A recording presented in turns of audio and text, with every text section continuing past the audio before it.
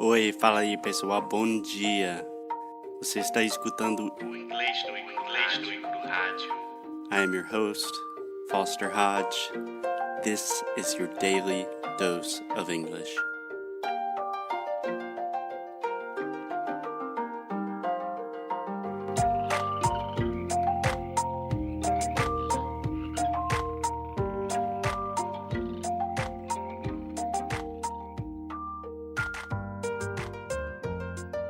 So the next one on the list, maybe you're going to be a little bit controversial with this one, is the difference between itinerary and planning, and then just going with the flow and getting advice from locals. So what do you think about this? I think that it's good to think about what you want to do. Good. I think Not good. it's good. good Yeah. to think about what you want to do once you are in that place, that city, that country, I don't know. Mm-hmm. But like, okay, I'm going to Rio, right? Mm-hmm. You had to go to Sugarloaf, you had to visit Cristo Redentor, you had to do the like must do things. Yeah, we say the must-see. Yes, the must see things. Yeah, the big attractions. Also, Do you have to, though? Do you have to go to Sugarloaf? yes, you do. Yeah, I've been to both Sugarloaf and Cristo like 5 times each because every time my friends come, I have to take them to those places. And it's awesome. Yes, I mean, you should do. Yeah, debatable.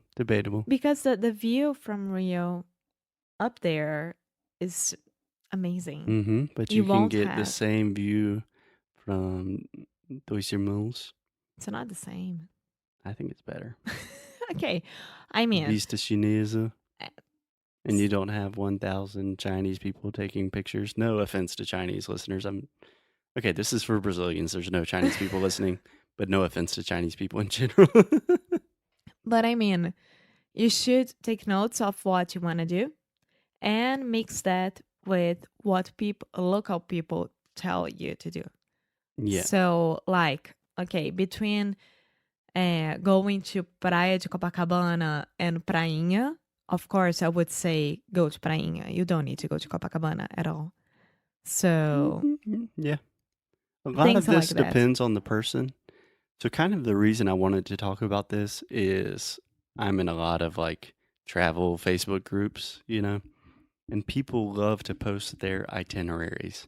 Like, I am going to Miami for 10 days. This is what I'm doing.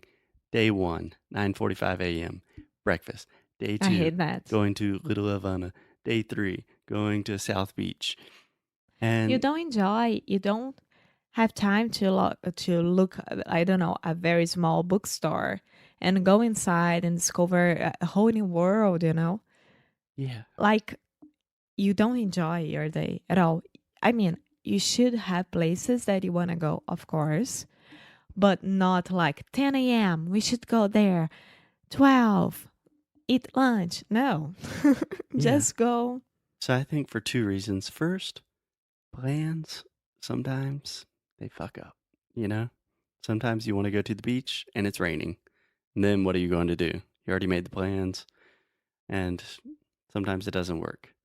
So this is difficult for Alexia and I because Alexia loves to plan a lot of things, and I do not make any plans ever. I got better. Yeah, I think I'm getting better. So I think there's a good balance. But the important thing for me, the magic of travel happens in like the unexpected things, Yeah. Like if someone goes to Rio for the first time, or someone goes to New York for the first time, let's say, they probably will not say, I went to Times Square. I will never forget it. They just say, like, I went to Times Square. It's pretty cool. I saw all the stuff. But what they might say is, like, I found a little music shop in the East Village, and it was amazing. Then we met this other couple, and we went out to dinner with them, and we're still friends with them today. That's the magic of travel. Yeah. I was thinking about right now, my experience in New York was amazing. But I didn't go to Brooklyn, which I should have done. Mm-hmm. That nowadays Brooklyn is amazing. Brooklyn. and I didn't go to the Liberty statue at all. Statue of Liberty. Yeah. Yeah, you don't need to do that. I thought, why should I take a ferry to go there? Yeah, you can see it. I've done it twice and it takes forever. There's so many people, and then when you get there, you're like, oh, it's the same thing that I was looking at from the other part of the river. Yeah. Yeah, so I think you can have a healthy balance between making plans. Like, these are some things I want to do. I don't know exactly when I'm going to do them. And then leave yourself some free time and Yeah. travel.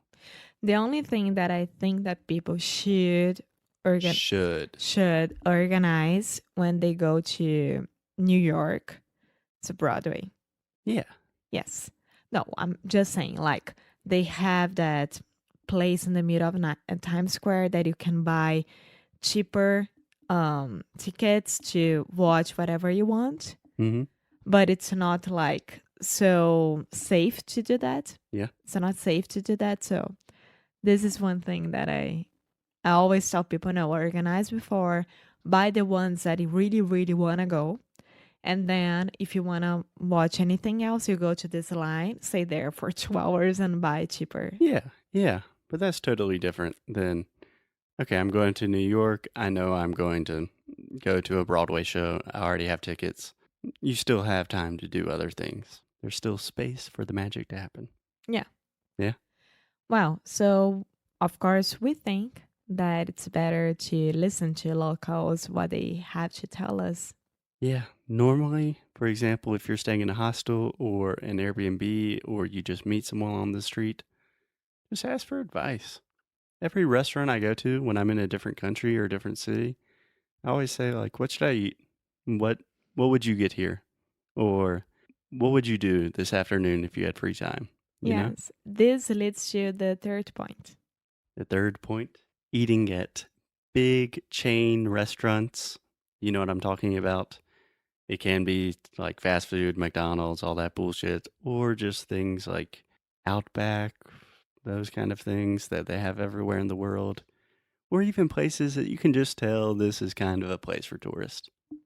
Or you can Which is that place with the lobsters I hate? Red Lobster. Yes, I think that's awful. They have good cheese bread that's free. I don't care. Yeah. I haven't been to Red Lobster in like 10 years. But it's pretty obvious when you go to a place, is this a place for tourists or is this a place where the locals go? At the same time, it was when I discovered Chick-fil-A. Chick-fil-A. Chick-fil-A. A. So this is like the same sound, like de dinheiro para alguém. De Chick-fil-A. Chick-fil-A. Yeah. Chick-fil-A is a fast food restaurant in the U.S. that serves great fried chicken. It's amazing. Yeah. And there's a very strange controversy around them that their CEO is against gay marriage. And for some, like, they had a day supporting traditional marriage. And there was a lot of marketing and propaganda with them. Very strange. That can be another episode. Yeah. Yeah. Well, yes, we had to talk about it in another episode. Yeah, that's a whole different topic. So, what do you think? We should go to big chain restaurants like Chick-fil-A or only local establishments? I mean, sometimes if you're really lazy, you're in a hurry, or you just don't know what to do, it's totally fine to have a couple of exceptions. But most of the time, when I see a little hole in the wall, you know that phrase, hole in the Mhm. wall? That's like a cool little bar, like I think you would say boteco, right? That's the place I want to go to normally. You'll find more interesting food, more interesting people, you'll learn more, have new experiences, have new flavors, You're gonna dive in the culture. culture. I mean, just our culture. Yeah. Okay. So, Lexi, I think this is enough about travel today. We can definitely revisit this in future episodes. One thing I want you to think about is the other U sound. So in English, we have this sound, like good, book, could, should, would, put. And a lot of times I hear you saying could, good, would. You're making the oo sound. So, Uh, yes. And if you need more help with that sound, go to inglesnucru.com and check out Sound School. yes. Cool? Cool. Cool. See you tomorrow. Bye. Bye.